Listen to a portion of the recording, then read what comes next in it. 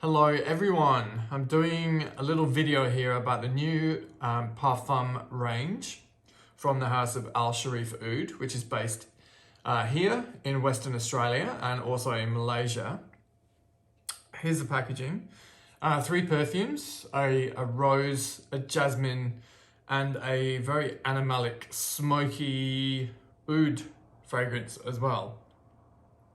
So I'm going to spray each of them. So look, the great packaging first of all. Little hard boxes with a parfum, 30ml parfum box inside. They're very nice. They feel really good actually. So this is Wad or Ward, which is the rose fragrance. The boxes come sealed with a wax seal on top, but I've already cut them. With the box inside. So this one is, let's see what's in this one. Yeah, that's Ishraaq, which is the very, very smoky, leathery oud. And this will be the Jasmine, self-titled Jasmine. There you go. So nice little 30ml cubic bottles. All right, so I'm gonna go with the lightest first, I guess.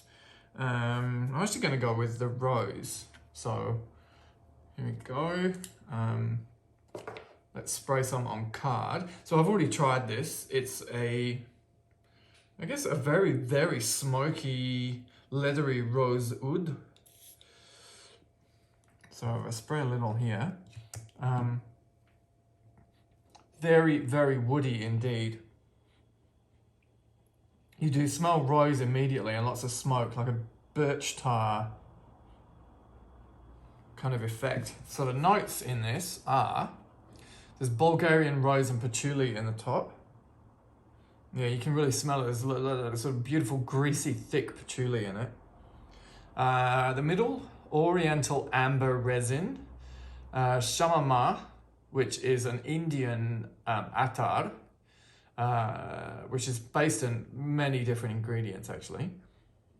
Saffron. Saffron, it gets depicted as a flower, but it's actually sort of a waxy, fatty spice when you smell it in perfumery, with a base of musk and sandalwood.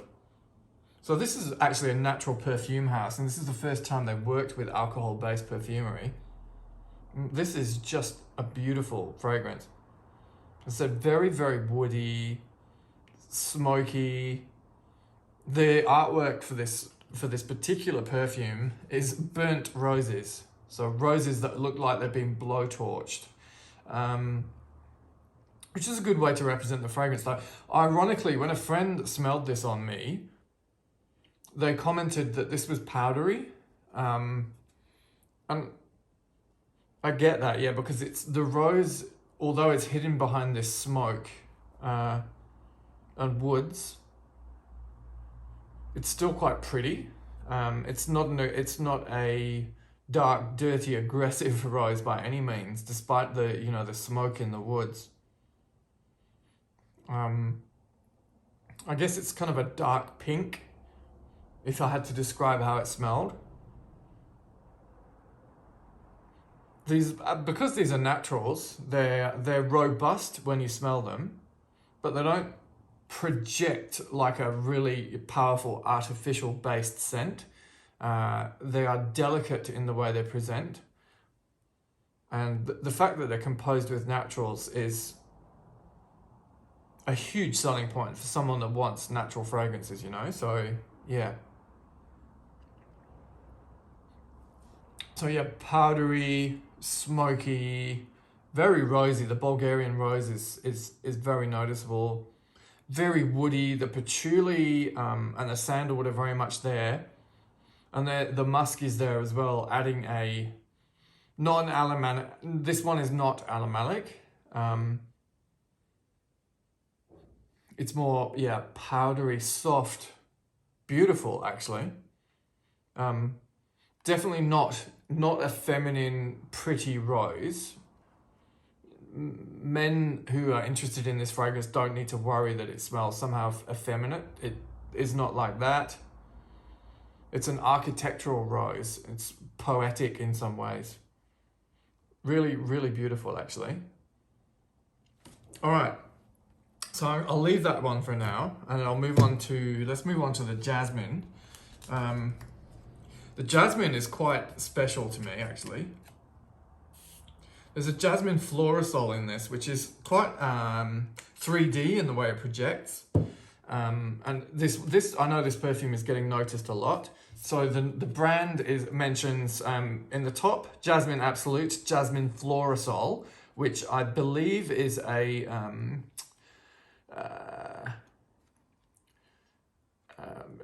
you obtain the essence from the jasmine with the florisol.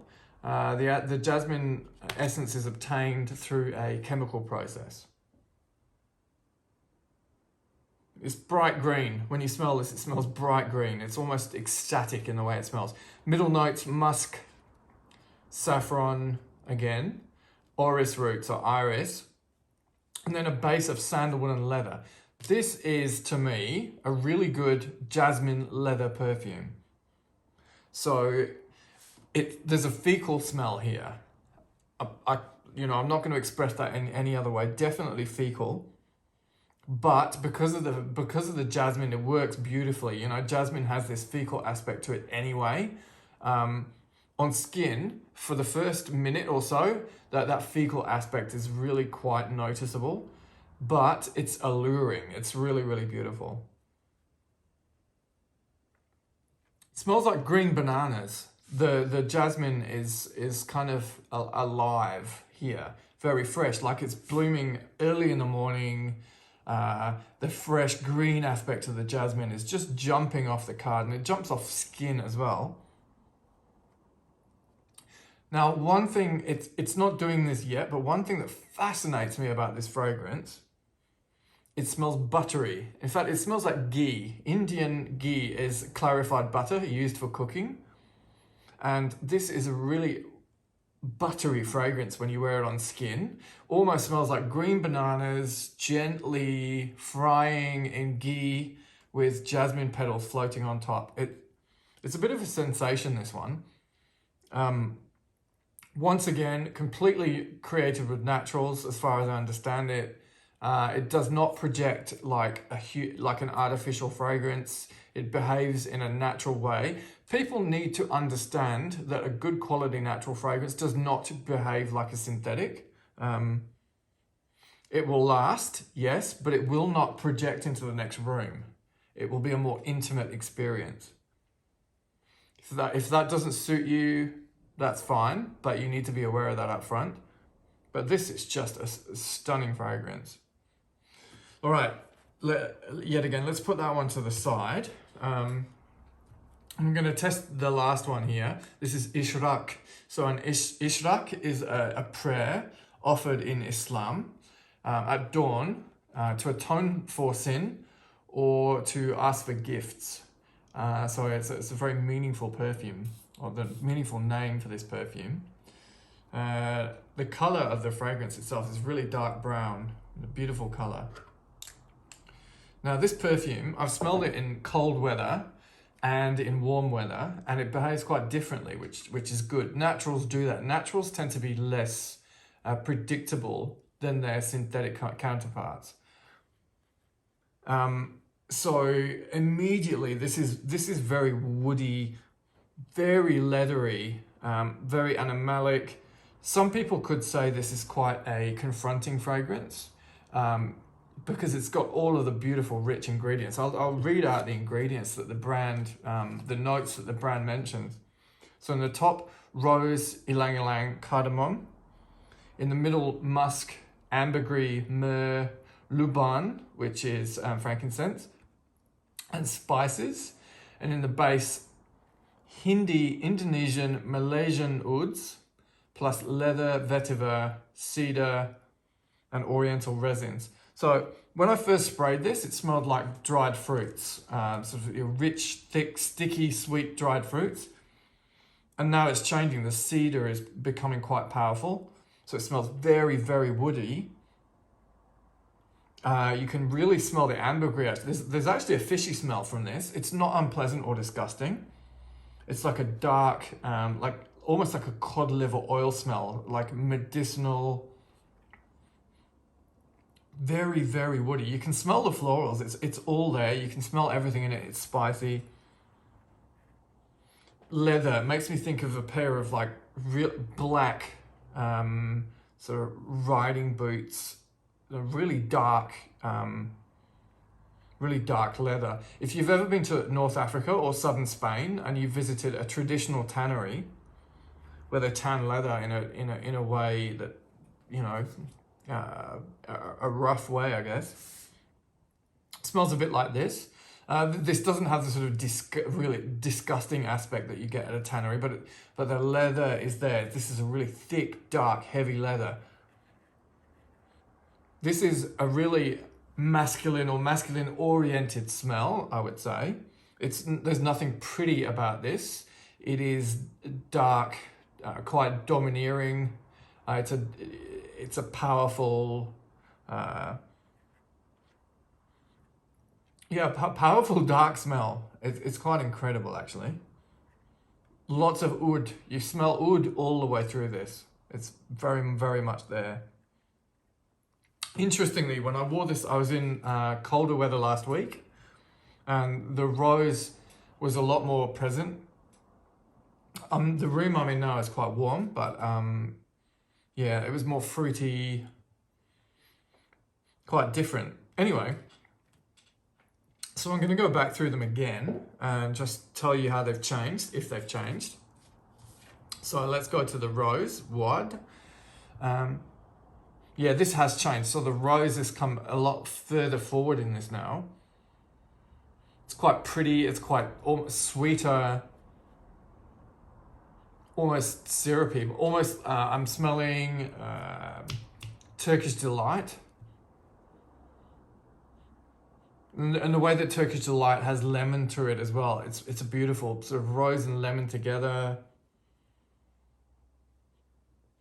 Not as powdery as before. So this is powdery at first, but as it settles down, it changes. And I can really smell the musk now as well. So it creates this, I guess the pink and smoke has dissipated slightly. And it now smells more mauve, actually. It's more floral, it's more pretty. Almost, you'd think there's tonka bean in there or something. It's a beautiful classic rose smell, like almost like smelling a rose direct from the stem. You can still smell the other things underneath. Oh yeah, what is it? There's sandalwood in it, amber, spices. It really is all there. You can smell it. The patchouli as well. It is a stunning fragrance, this one. So the rose definitely gets my vote. Look, we've all experienced 101 rose ouds. This is completely natural, really special actually. Okay, let's go back to the jasmine. Yeah, green bananas, fresh, bright jasmine, blooming on the tree. Butter, you just get butter and ghee sort of gently warmed in a pan.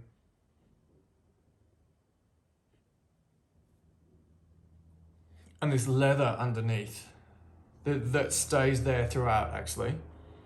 What's really fascinating about this is that it smells, after a while on your skin, it becomes like the smell of hot skin in the sunshine. You've been to the beach, you've got sun on your skin, a little bit of sweat, not BO, just a little bit of natural sweat in the daylight.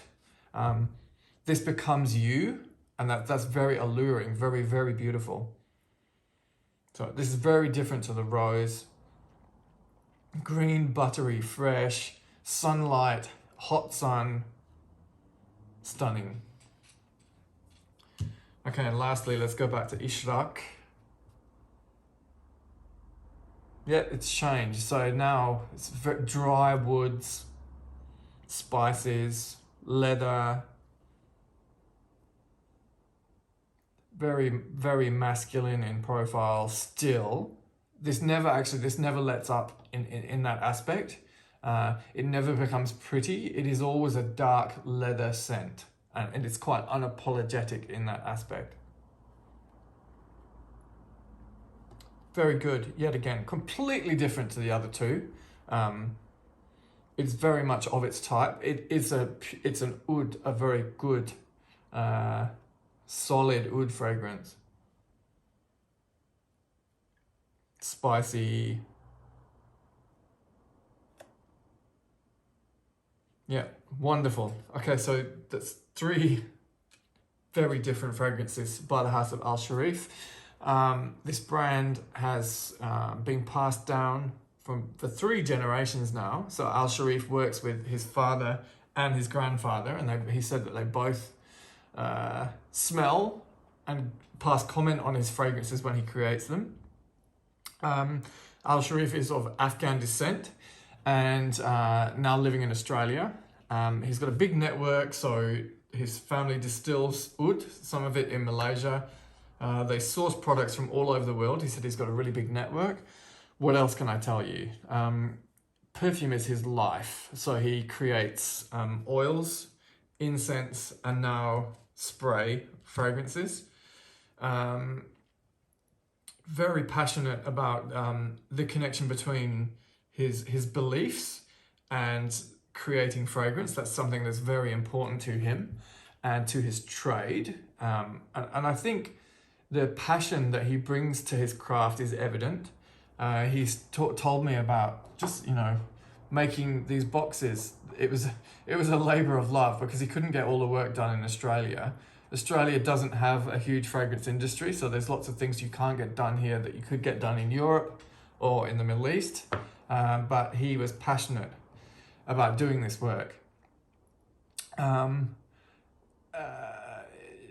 So, yep, it's an artistic endeavor for him. I think I've probably bored you for long enough with my rantings, but yeah, do explore the house. They're not cheap fragrances. I won't pretend to lie about that one. I was given these fragrances as a gift, and I was very grateful to be able to try them. I've been working with the brand, connected with the brand for quite a few years now, so I'm shout out to Al Shareef and thank you for the beautiful gift and thank you for the opportunity to try them. And I wish you all the best with your business. Thank you once again.